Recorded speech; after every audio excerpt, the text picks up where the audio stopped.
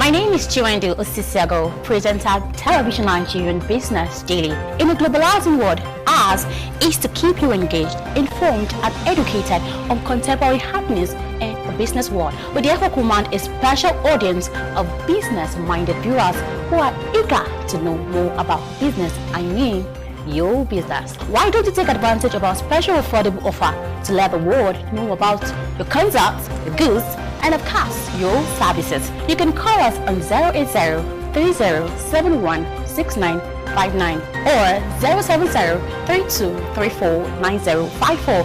You can also visit us at Television Nigerian in Guzapi, Abuja, and follow us on all the social media handles on Facebook, YouTube, and of course, on Twitter at Television Nigerian. Your business is our concern.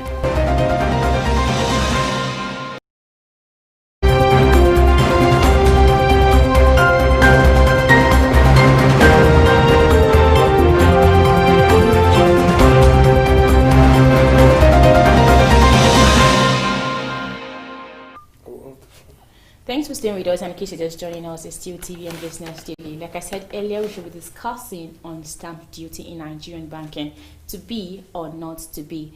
My guest is here in the studio is a human capital developer, a capacity builder, and the national president of Yard Nigerian, Comrade Chris Robert. You're welcome again on TV and Business. Thank you, Shiranda.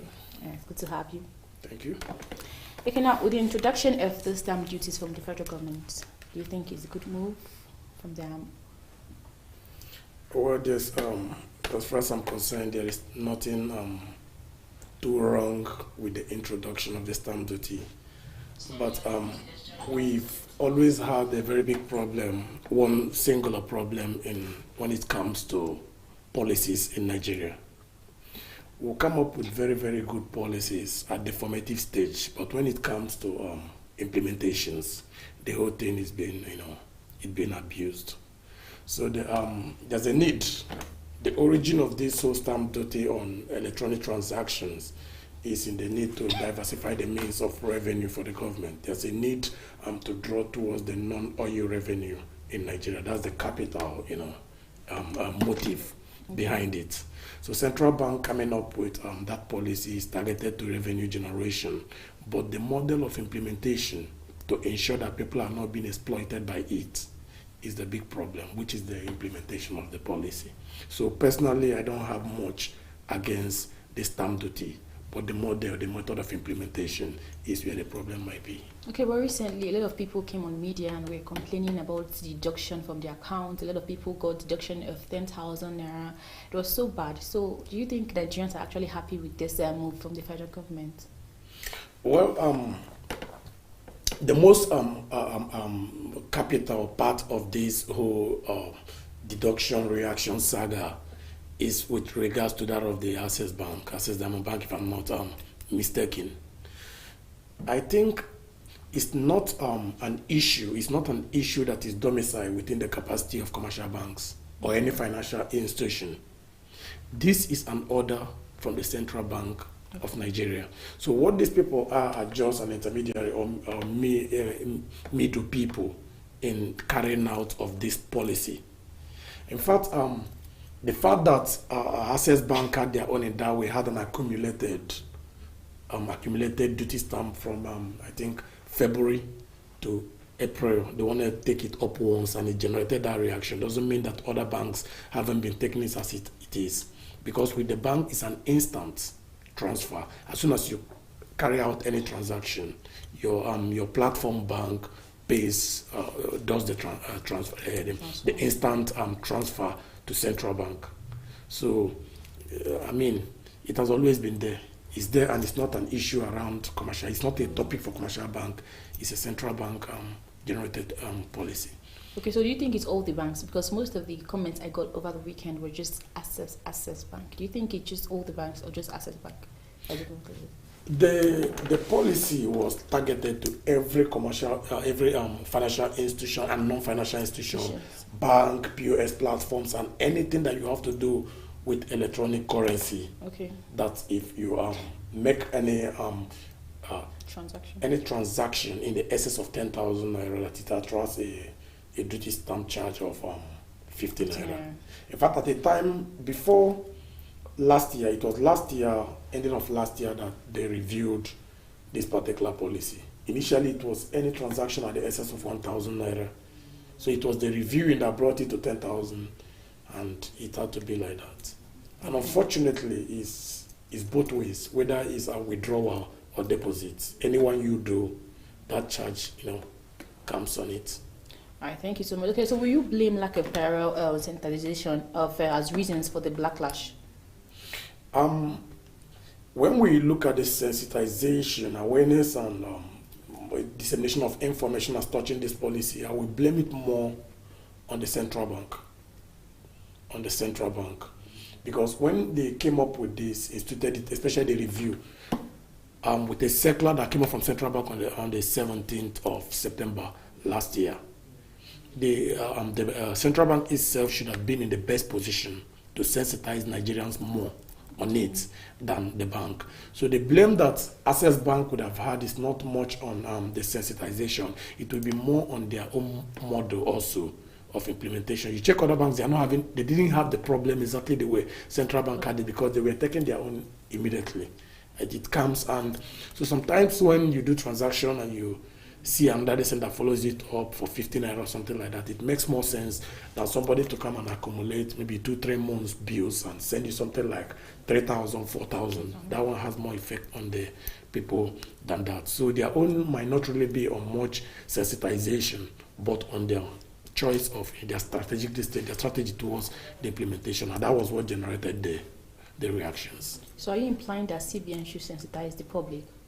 When that policy came up, in fact, the way CBN went about the circular, the way they went about informing the public about the policy wasn't sufficient enough. Okay. It wasn't adequate, because checks already had the stamp duty on them, which are the note or the physical transactions. Mm-hmm. So what they would have said that this stamp duty that is applicable to all transactions, all this while we've been taking it on checks and other fiscal documents, now we are extending it to electronic transactions. So we've decided that taking off from January 1st, that was when it started, 2020, that the stamp duty on transaction we also include, we move on, they will now implement that on the electronic transactions. All right, thank you. So does the Access Bank revert on the charges and refunds suggest the federal government? No. You see, that's what most people might think. That because Access Bank had decided to take the burden or to take the responsibility of, offsetting that on their own. And remember, what Access Bank took responsibility for is just the 3 months between February and April. And the reason is because maybe this deem it that people are reacting this way because of the pandemic, because of the season, the period that we are in also. I also think that it's also not an ideal time, because there's a way to go about the right thing in the wrong way or the wrong time. It's a very wrong time to do that deduction. So maybe that's the reason why they've decided to, as a way of their own contribution towards cushioning the effects of, the pandemic on their customers. That is what it is. They didn't say that they were not going to, take up these things again. But at least for the 3 months, they decided to take it up. And because of what it would have cost for them. Because everybody knew that people were threatening that the next day they were going to. So that's exactly that. So what do you think this government is actually want to use these stamp duties for? Because as of yesterday, I read in the news that the federal government is targeting 1 trillion naira from these stamp duties. That is where the everyday Nigerian like you and I have problem with those in governance, with our leadership. Nigerians do not have difficulties in outlining or being obedient to whatever rules are in the economy, whatever policies are coming up. But at the end of the day, what becomes the outcome is what the issue is. We agree completely that there's a need to diversify our resources other than the oil-generated resources. Every other government, every other economy is run on taxes. It's run on revenues that is gotten from the people and activities that go on within the system. But the problem there is when you cause people to pay tax, multiple taxations from everywhere. They do not see tangible infrastructure.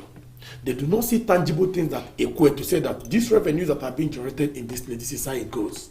At the end of the day, we use it in consumptive expenditure to feed the leading class, to feed very trivial a part of our population. So that's the reason why you see Nigerians having issues around that. If you want to tax your people, because to me, I see that as a tax. That stamp duty it has become a tax. It's, if you look at it from the origin of the stamp duty, it was supposed to go through commercial transactions. But now, in their model of implementation of it, you can no longer differentiate. Somebody is sending, fund 10, 15,000 to an aged mother somewhere, and government is taking stamp duty from it. And stamp duty was originally made for documentation, things that have to do with has business or commercial implications. You're buying property, you're buying a policy, maybe an insurance policy from the bank, you are doing a bill of lading for importation of goods and services, you are doing things that have to do with documentations. That's where that stamp duty was on. But now they're raising it on every commercial, on every electronic transaction. That's why I told you that there's always a challenge when it comes to policy implementations in Nigeria. So the revenues that they target, saw it there, the projected distance for it is about 2.2 trillion. And that is the reason why it is almost non-negotiable for Nigerian government. They won't even list it in that area.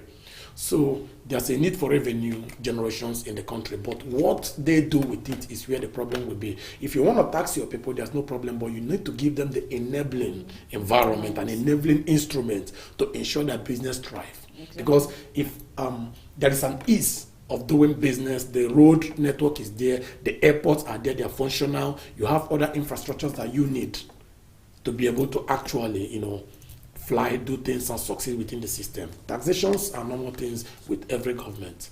So if our government is taxing the people and they are going to be showing us tangible evidences, we're going to be seeing where these resources are going into, then there wouldn't be problem there. But if it will be a tax that only few people will use to be driving in convoys, having so much, sending their children abroad and all that, living in luxury where the people who are paying this becomes poor and poorer, then it becomes a problem. That's where Nigerians have challenges with government and government policies when it comes to physical or financial, policies.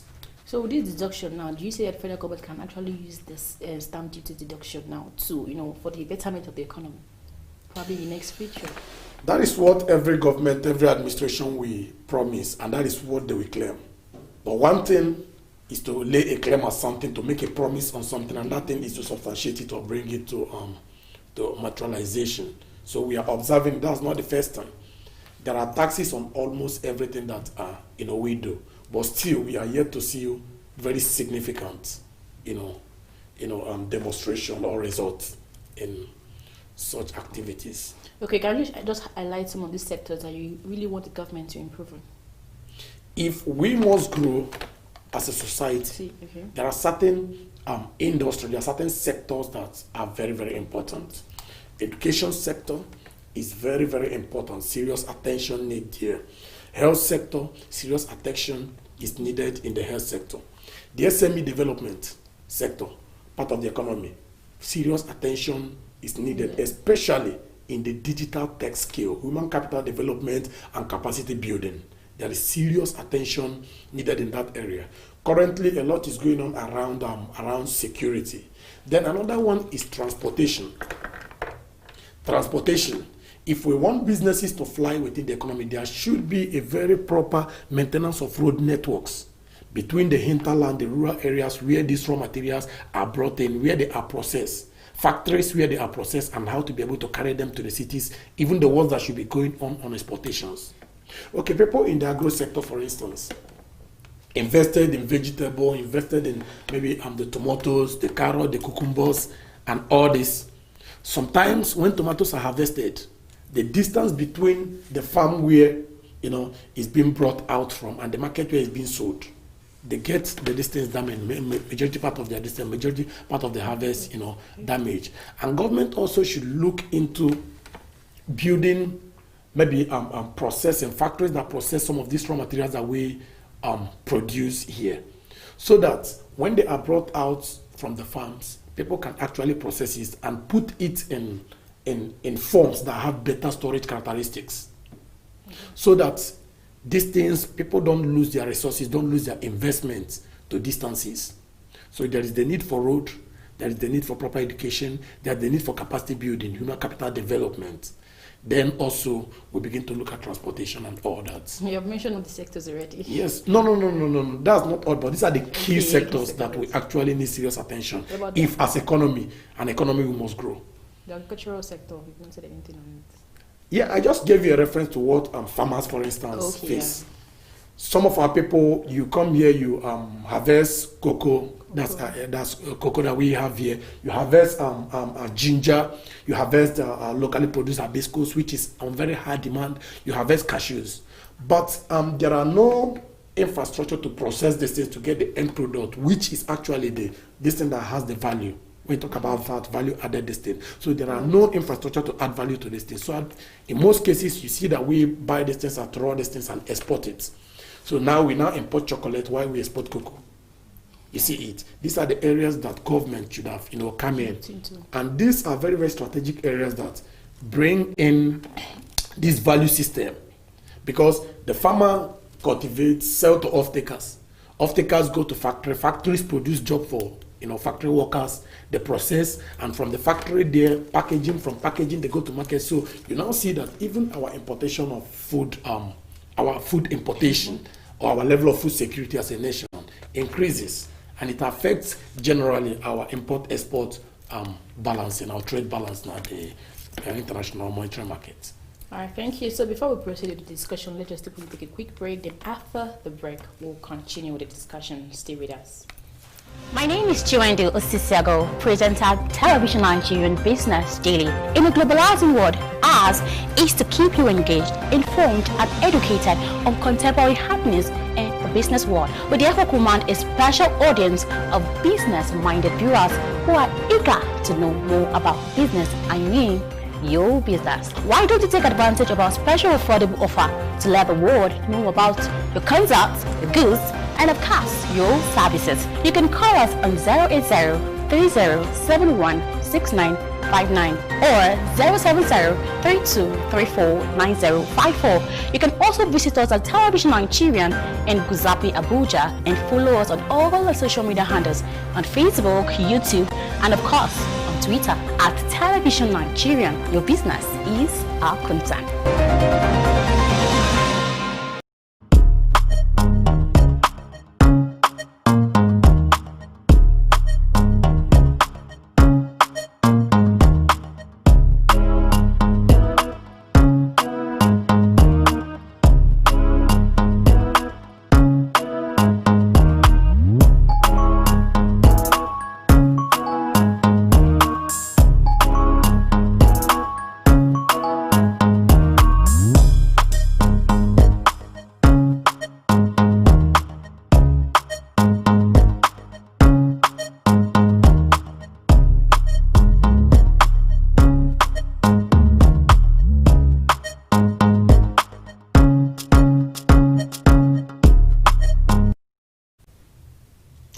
Thanks for joining us again, and if you're just joining us, it's still TV and Business Daily.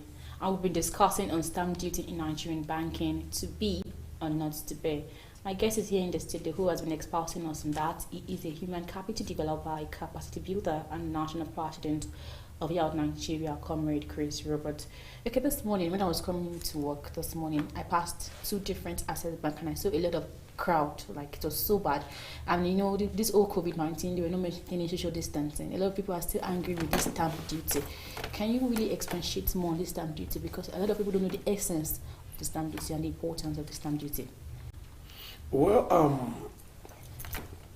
in an economy, there are two sides of it. There's the macroeconomic aspect, there's a microeconomic aspect. These people that you see, the day-to-day customers of the commercial banks, are at the microeconomic level. All they know is that banks send them an information of deduction of money for them based on stamp duty or whatever it is.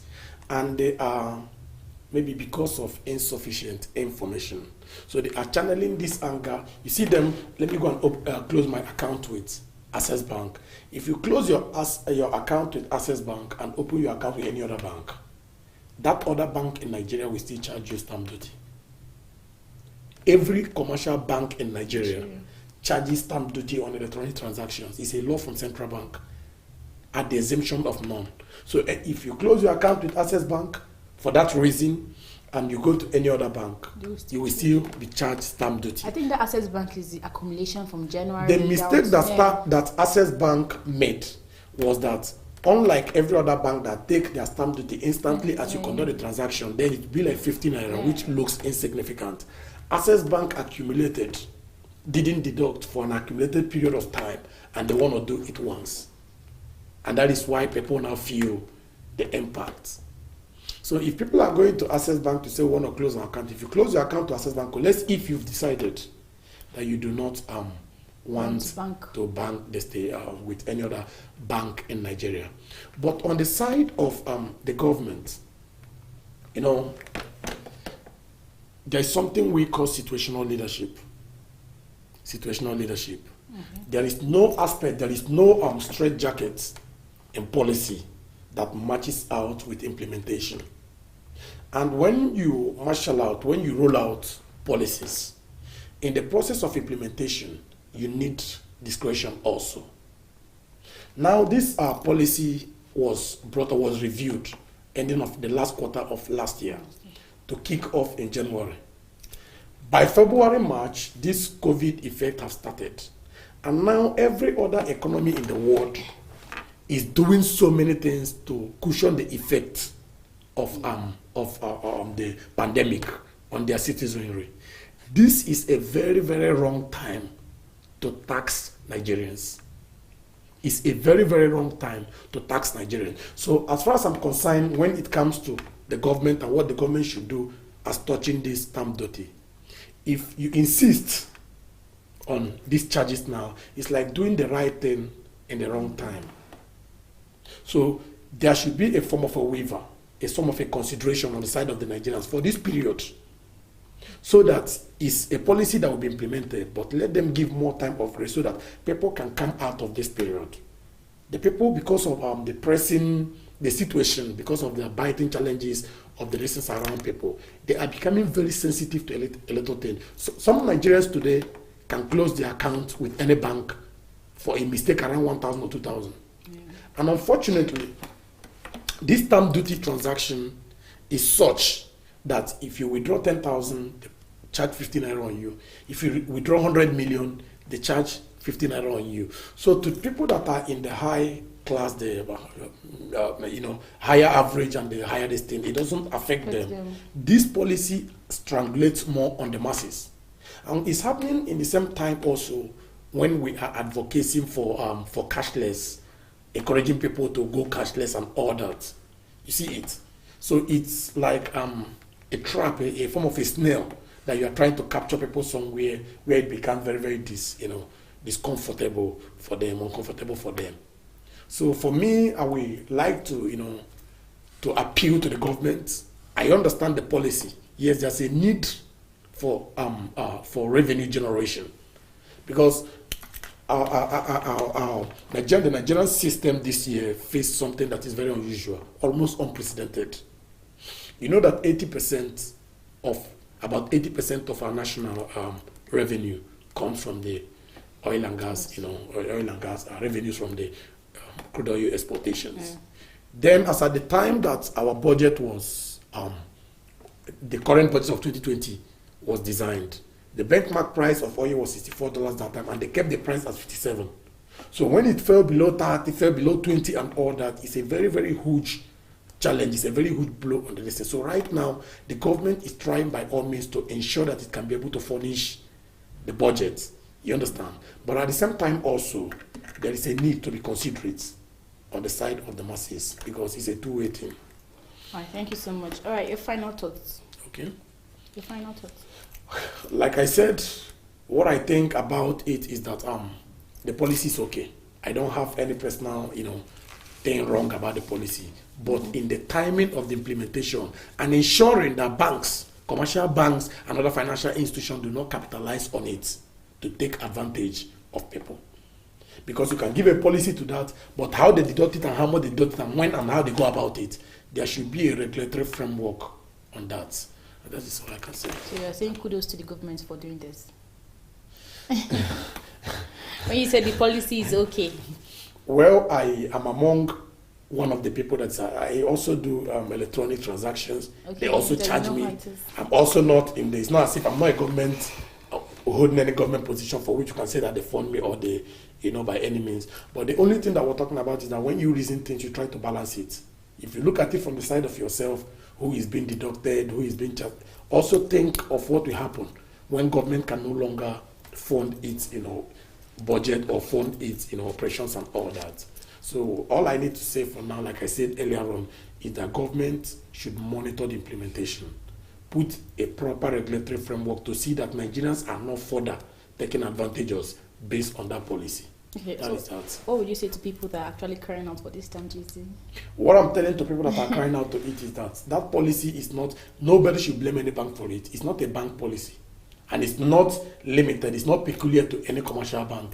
It's a policy for central bank. So if Nigerians were supposed to be complaining or were supposed to be agitating against it, they should be agitating at central bank, not at the commercial banks. At Access Bank. Access Bank on their own, they have also made a very serious operational blunder, and the consequences is what they are doing. Coming out to offtake 3 months from their people is called damage control because of what the risk it poses to them. So it's unfortunate that they are just being victims of circumstance. All right, Nigerians should just be patient. They're actually following the guidelines of the Central Bank of Nigeria, as Comrade Chris Robert have said. That is not the fault of the commercial banks. It's from the Central Bank of Nigeria, and I think it's for the good of the economy at large, right? It should be for the good, yeah. So that's the much we have for you today. Thank you, Comrade Chris Robert, for coming on TV and Business. It's good to have you. Thank you, Chiwendo. Social distancing. Okay, thank you. What you And that's what you have for you today on TV and Business Daily. I am Chiwendo Osisiago. And don't forget that you can follow us on all our social media platforms, on Facebook, on YouTube, and of course on Twitter at Television Nigerian. Do have a wonderful day. Bye for now.